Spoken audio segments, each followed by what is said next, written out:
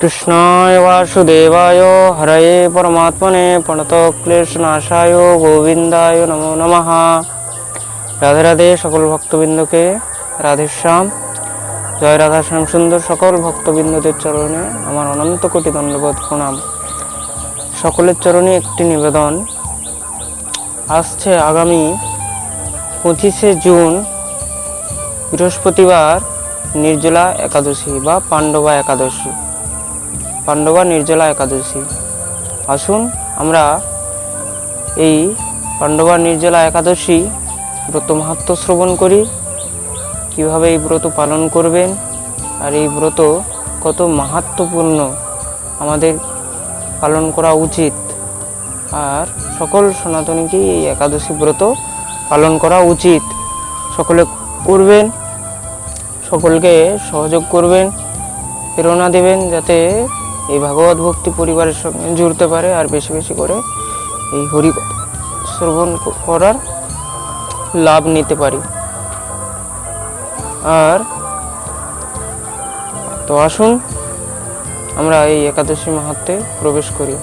তার আগেই আমি বলে দিই, ভাগবত ভক্তি ইউটিউব এবং ফেসবুক চ্যানেলে সকল ভক্তবৃন্দদেরকে স্বাগতম।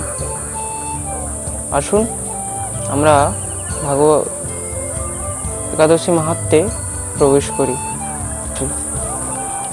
জ্যৈষ্ঠ মাসের শুক্লাপক্ষে এই নির্জলা একাদশী ব্রত সম্পর্কে ব্রহ্মবৈবর্তক পুরাণে শ্রী ভীমসেন ব্যাস সংবাদে বর্ণিত হয়েছে।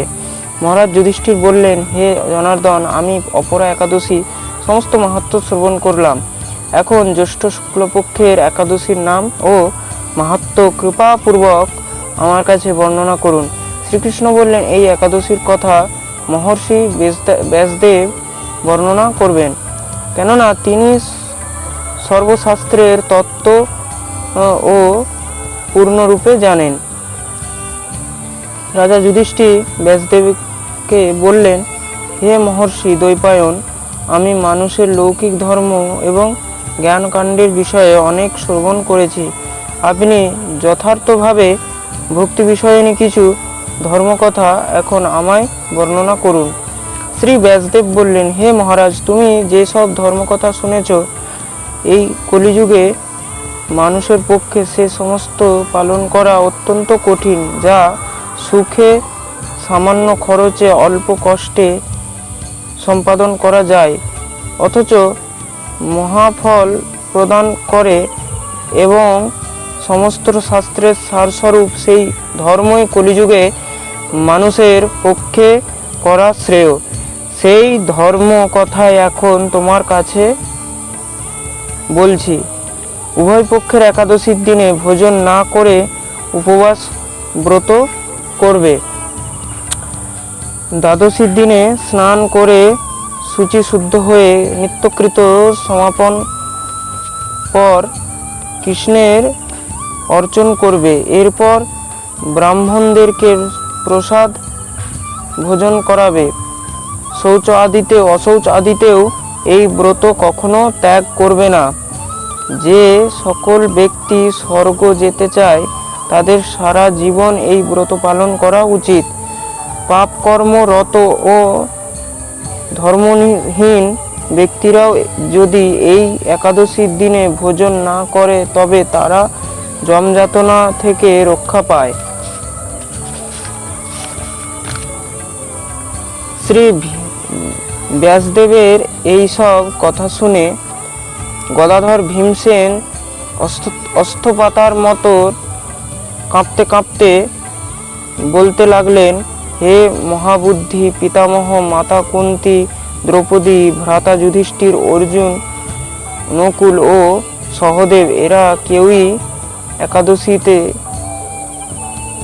দিনে ভোজন করে না। আমাকেও অন্ন গ্রহণ করতে নিষেধ করে, কিন্তু দুঃসহ ক্ষুধা যাতনার জন্য আমি উপবাস করতে পারি না। ভীমসেনের এরকম কথা ব্যাসদেব বলতে লাগলেন, যদি স্বর্গাদি দিব্যধাম লাভে তোমার একান্ত ইচ্ছা থাকে তবে উভয় পক্ষের একাদশীতে ভোজন করবে না।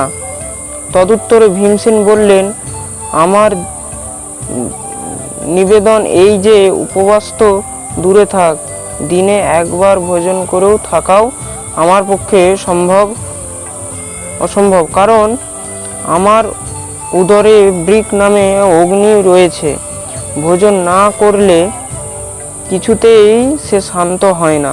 তাই প্রতিটি একাদশী পালনে আমি একেবারেই অপারগ। হে মহর্ষি, বছরে একটি মাত্র একাদশী পালন করে যাতে আমি দিব্যধাম লাভ করতে পারি, এরকম কোনো একাদশীর কথা আমাকে নিশ্চয় করে বলুন।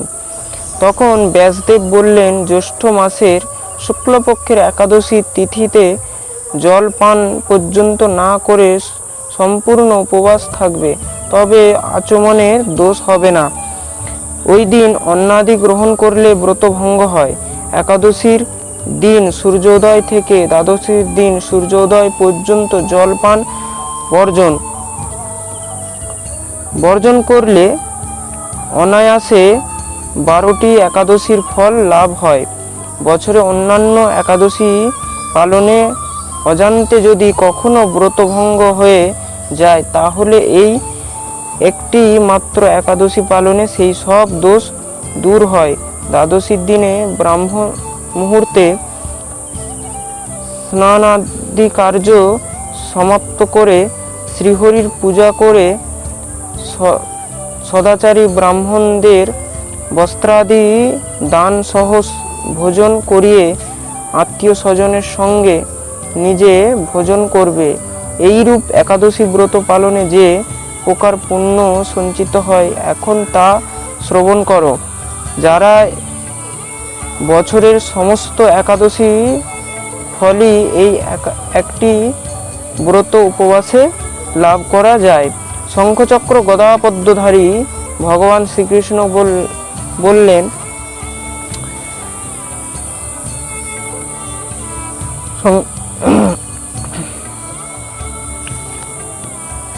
শঙ্খচক্র গদা পদ্মধারী শ্রীকৃষ্ণ আমাকে বললেন, বৈদিক ও লৌকিক সমস্ত ধর্ম পরিত্যাগ করে যারা একমাত্র আমার শরণাপন্ন হয়ে এই নির্জলা একাদশী ব্রত পালন করে, তারা সর্বপাপ মুক্ত হয়ে যায়।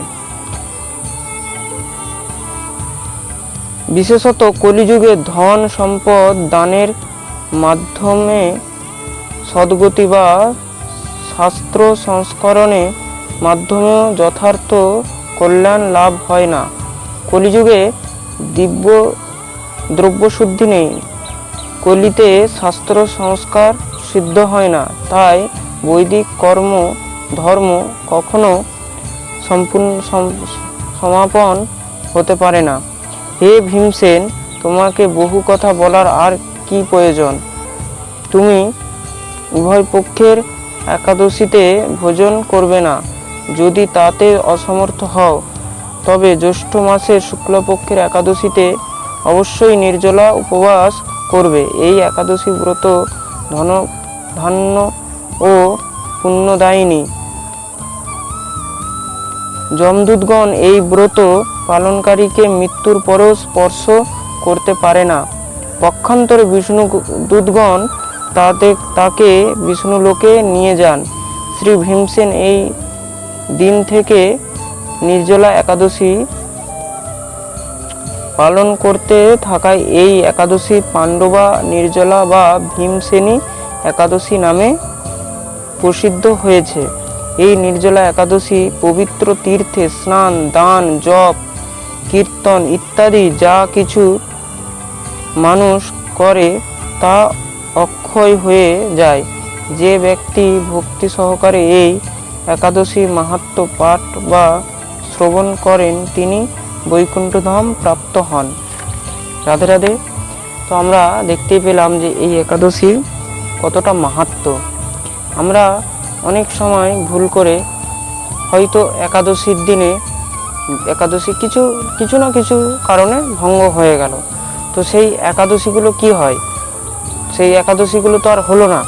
তার জন্যে এই পাণ্ডবা নির্জলা একাদশী ব্রত পালন করলে তখন এই 12টি মাসের যে একাদশীর ফল এই একাদশীতে পাওয়া যায়। আর সব দিক থেকে বড় কথা হলো আমাদের ভক্ত, আমাদের যে বৈষ্ণবগণ আছেন, তেনারা কখনোই পুণ্যফল বা পুণ্যের জন্য আশা করে একাদশী আমরা করি না। আমরা কি করি? ভগবানের প্রীতির জন্য, ভগবানকে প্রসন্ন করার জন্য, ভগবানকে প্রীত করার জন্য। তার জন্য আসুন এই একাদশী আমরা সকলেই পালন করি। আর বেশি বেশি করে এই ভিডিওটাকে শেয়ার করে দিন। সমস্ত এই ভাগবত ভক্তি পথ ইউটিউব এবং ফেসবুক চ্যানেলে সকলকে এই পরিবারের সঙ্গে সকলে জুড়ুন এবং নিত্য নতুন কিছু হরিকথা, একাদশী মাহাত্ম্য আপনারা শ্রবণ করতে থাকুন।